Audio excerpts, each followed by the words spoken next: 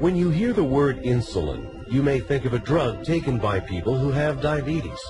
While this is true, what you may not know is that insulin is one of the many hormones created in the human body. Insulin is important to the body. It allows blood sugar, or glucose, to get into cells to provide them with energy.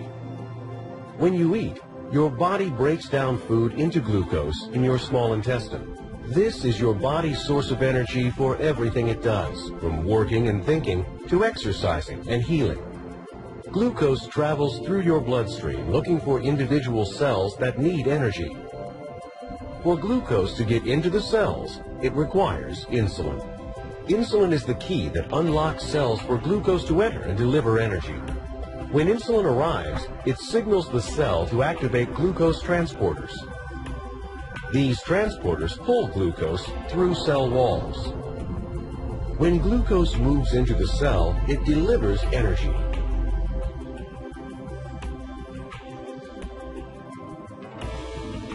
Insulin is normally produced in the pancreas. When glucose enters your bloodstream, the pancreas matches it with the right amount of insulin to move glucose into your cells. In people with type 2 diabetes, the pancreas may not be doing its entire job. It may produce less and less insulin over time. If this happens, there isn't enough insulin in the bloodstream to unlock cells. With the cells locked, glucose can't get where it is needed to provide energy.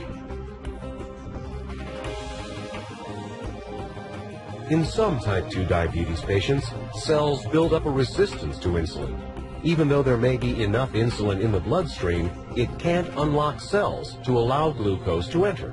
As a result, it takes more insulin to find the right key to unlock the cell for glucose.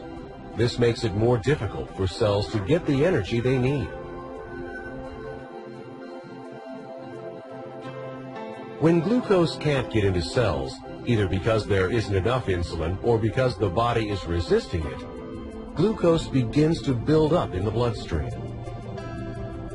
As a result, all that energy is wasted.